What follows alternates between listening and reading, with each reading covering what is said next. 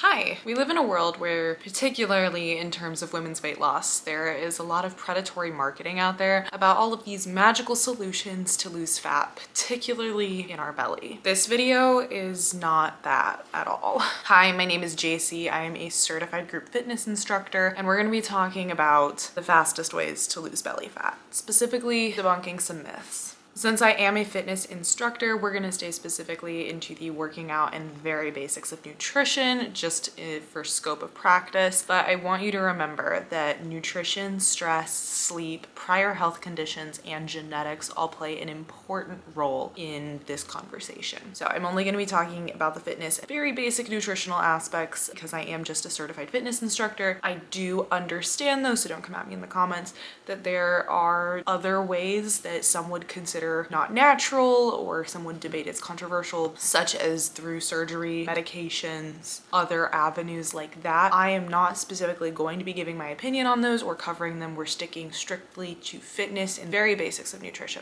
And if you did click on this video because you're struggling with body image and want to change your appearance, I just want to speak to you directly and say that I understand that. A little over a year ago, I also went through a weight loss transformation where I discovered my love for fitness, and videos like this one that debunked the myths with science were actually what helped me achieve real results, because there is so much predatory marketing out there that it's hard to know what's true and what is just being sold to us. So if you are on a journey like this or wanting to get started with developing exercise as a regular habit, check out my channel. I have a whole series about getting into the gym anxiety, beginner dumbbell workouts, videos debunking claims like this. I have some at-home minimal to no equipment workouts as well that release every Wednesday. And I have my own vlog series where I share my progress in the gym. We're currently doing 75 hard, so check that out. All of the playlisted videos will be linked below. Okay, myth number one is that if you want to lose belly fat, you should train core and only core. I will admit, when I was in high school, I fell for this myth. It just seemed the obvious. We can spot gain muscle by just training that one muscle. For instance, if I want massive biceps, I train bicep movements, my biceps will get bigger. And so off a first glance, it feels like that should be the same for fat, right? If I train my core really, really hard, then I should lose the core fat and the abs will just appear. I will always advocate for core training. It's so important for our balance, our injury prevention, our functional movement skills as we get older, but it's not going to spot reduce our fat. So again, you can technically spot grow muscle, but by only working exercises that strengthen that muscle, but you cannot do the same thing with fat. Where we lose and gain fat is determined by our genetics. And by that, I mean it's where you lose and gain fat first, the easiest, primarily, not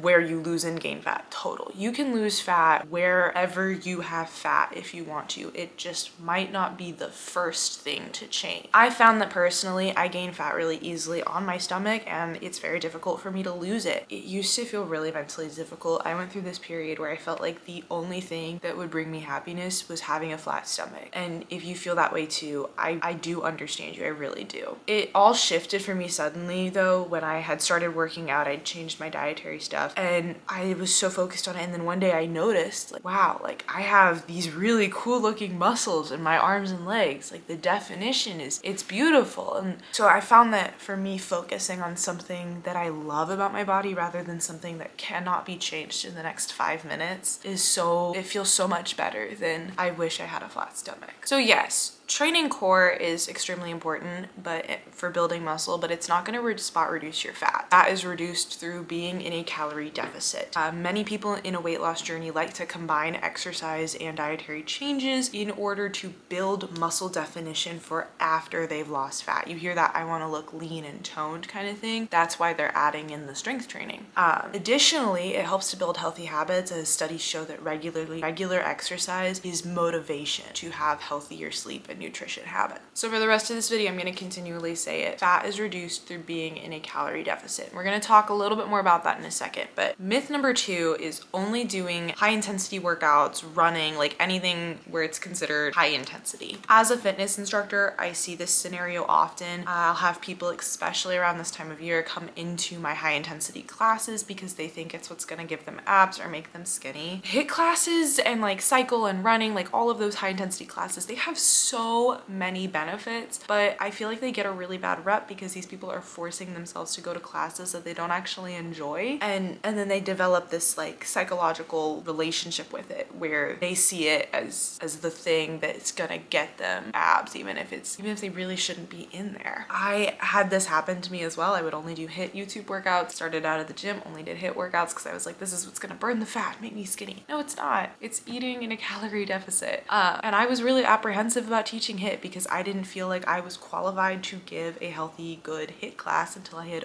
overcome my negative relationship with it. The best kind of exercise is the kind you enjoy. Yes, there are recommendations that you should be strength training 3 times a week and that you should get a certain number of minutes of cardio depending on your age and gender. Yes, those recommendations are important.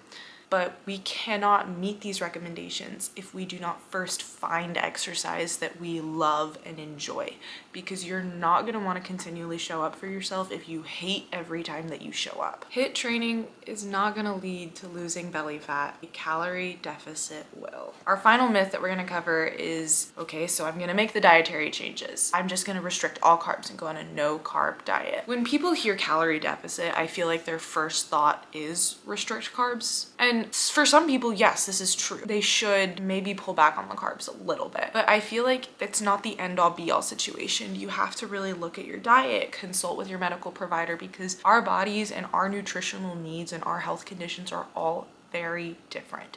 There is no one size fits all diet. Calorie deficit simply means eating a little bit less food than you normally consume.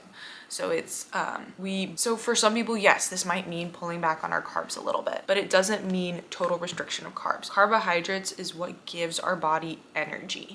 Without carbohydrates, you will not have energy. So again, I recommend that you look at the recommendations for a healthy diet, consult with your medical provider about your specific needs, and I recommend having a diet that isn't a temporary change, but a sustainable life habit. But again, I am a certified fitness instructor. My scope of practice is simply just the general dietary guideline recommendations. I always think that someone should consult with their specific doctor because no one knows you better than yourself and your medical provider who is specifically trained in this field. But I'm gonna give you my personal story. So for example, when I was losing weight, I didn't cut carbs out or sweets completely, but I ate them in mindful moderation. And I prioritized on whole grains for my carbs when I did have that option. So I would do a lot of bowls with brown rice, meats, and veggies. That brown rice was my carb in there to give me a lot of energy for the day. I am typically a breakfast person because I am such a morning person, so I had like a bagel with breakfast to give me carbs for the day. Then that evening, if let's say I wanted like a hamburger or a chicken sandwich, this was when I was living in a dorm, so options were limited, I would have it without the bun because that was the choice that made my body feel the best, and it was the choice where I got the carbs in my day and I had energy, but they were carbs that made me feel good and didn't make me feel like crap after eating them. Again, that is just my personal experience. I highly encourage you to speak with a healthcare professional who specializes in nutrition or who knows your best. But I wanted to kind of do a little wrap up. So targeting our core is going to build muscle in your core and really strengthen your abs, and you should do it, but it's not going to make your belly fat disappear. HIIT workouts, high intensity running, cycling are great workouts to improve your endurance, your lung capacity, and your cardiorespiratory health, but they are not going to make your belly fat disappear.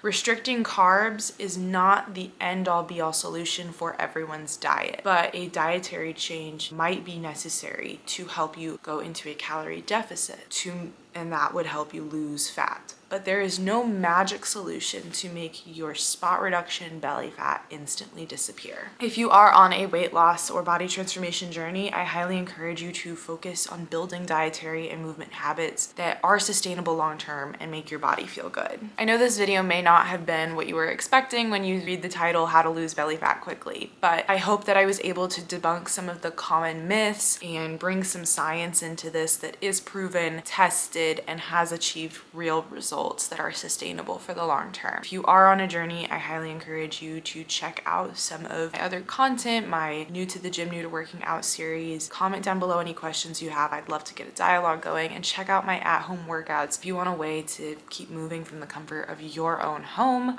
Thank you so much for watching. You can follow me on Instagram and TikTok at JCSpivey for Instagram and at JCSpivey3 for TikTok. Think about subscribing. Have a wonderful day. Bye-bye.